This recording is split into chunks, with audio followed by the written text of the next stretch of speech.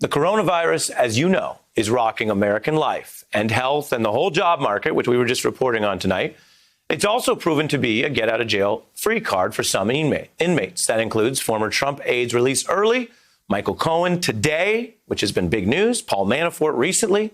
And it underscores how the justice system tilts towards the wealthy from the very beginning, whether you get arrested in the first place or whether you get a trial or whether they go easy on you, all the way to the end, as we're seeing people get out.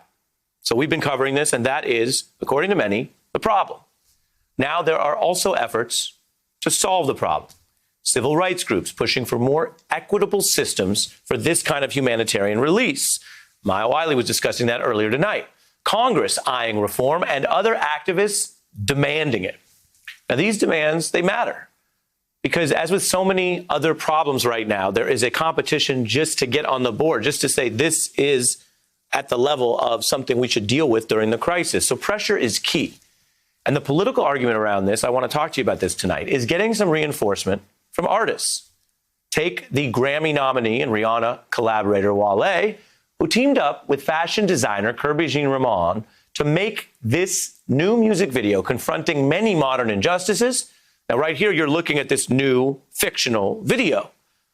But it takes a documentary turn at the very end with what you see here. This is very real footage of an Ohio inmate objecting to how only some inmates appear to be benefiting from these coronavirus relief releases. They're not going to let us on home confinement. Why? Because they got to make money off of us, because they're not going to make no money if we at home on home confinement. You know, I got less than a year left. I don't want to die in this. You feel me? I don't mean to cuss or nothing. Y'all might not see me again. I might catch and die. So, you know, it's crazy. Wow.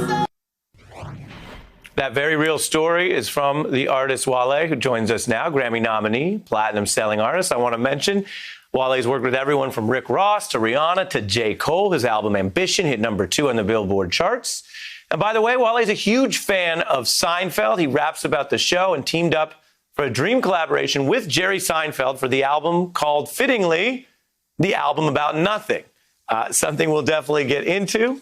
Wale, your first time on The Beat. Thanks for being here, man. How you doing? Thanks for having me, man. You know?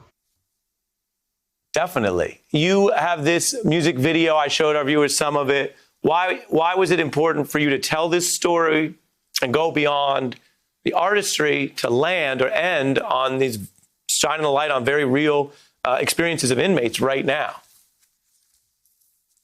It's just like the whole thing is like it's a genuine lack of empathy for people of color. It's just like in general, like just the mistreatment, you know, systematic oppression and just overt racism, you know, blatant racism right now. It's just a genuine like lack of empathy for like people like myself and people of color right now. And you know, this is just the juxtaposition, you know what I'm saying? You see it on the other foot and it hit different. You know, I had like a lot of white friends hit me when they seen the video. It was like, damn, bro, like that joint, it like hit me totally different. You know what I'm saying? I don't know. I just think that even sometimes it's really kind of hard for me to watch because it is very triggering, you know what I'm saying? But it's reality.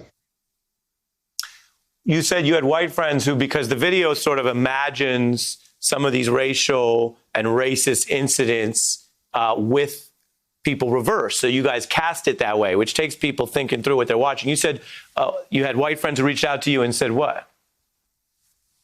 It just was like, I don't want to say they get it, but it's like I can hear through their voices and their tone that they're like that was the desired emotion that me and Kirby was looking for. Like, you know what I'm saying? Like just seeing it like that, and all the Easter eggs in the video, the dialogue in the middle, the black people on the toothpaste and the Moorbox store, like it's all in there, and there's all like constant reminders that we live in a different world than white folks. And you use the term triggering. You talk about this in your life and your work. These issues, this story, what you've been through, what people go through, but also you're way more open than some about anxiety. I want to read something that you posted, and I know it's meaningful to people because sometimes these conversations get very pushed to the corner. And you talked about feeling like, quote, everybody hates me in my mind, and that's the root of anxiety. So people ask for pictures. You try to love yourself more, but it's hard because of what you're dealing with. Why was it important to you to share that? And what do you want your fans or people who hear that to think?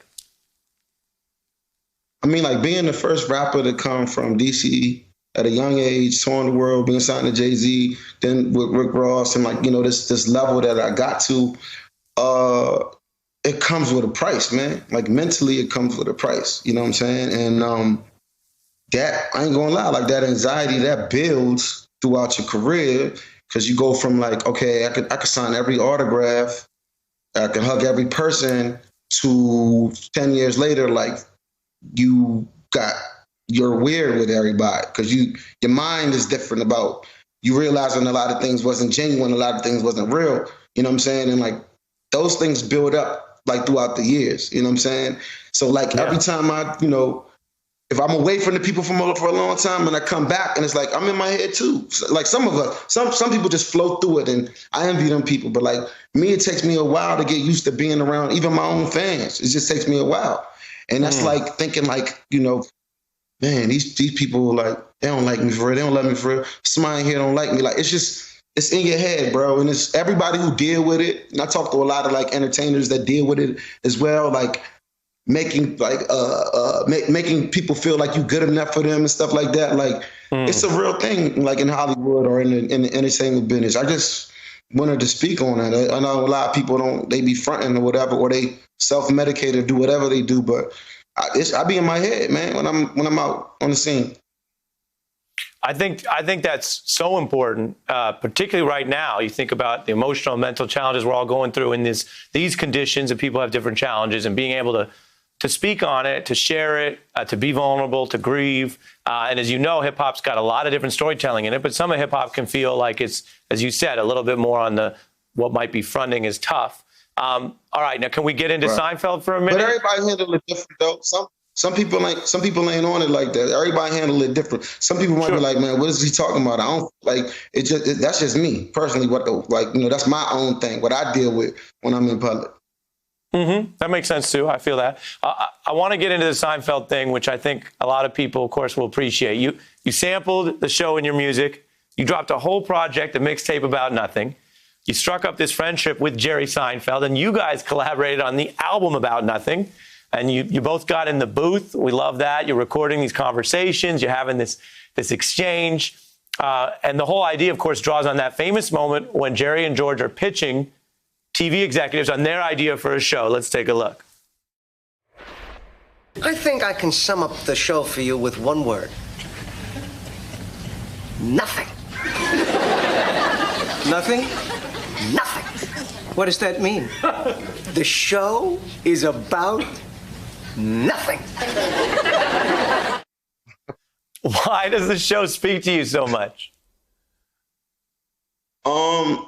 It's the banter, you know what I'm saying? And Jerry's style of comedy, he's very observant, and it's very like, you know, it's very like the smallest things could be like the biggest things, you know what I'm saying? And like the way he observes things, and like he'll name something. Life is like a glass egg, or when I got these white shoes, and it just sparks in my mind, like, man, it's interesting juxtaposition, you know, an OG billionaire comedian and like this rap kid from DC, like kind of have the same philosophies on certain things. And there you have it, you know, you have the album About Nothing, mixtape About Nothing, more About Nothing. I love it. I love that you and Jerry are doing that work together. And for you, is a dream. Like I grew up on Seinfeld. I read sign language, and you jump in there. I got about 20 seconds left. I'll just say I know you're joining us from doing your work and in the studio. And to quote Wale, it does seem like you are in your luggage, also known as your bag. I'm in my luggage. I'm in my luggage. In my luggage. We're in a crazy time right now. We're in a crazy time right now, but you know, we all gonna stay in our luggage, man. We're gonna push through. As a people, we're gonna push through. Everybody stay in their bag and their luggage. Amen. I appreciate that. We appreciate you. Hey, I'm Ari Melber from MSNBC. You can see more of our videos right here, or better yet, subscribe to our YouTube channel below. You could have been anywhere in the world, but you're here with us, and we appreciate that.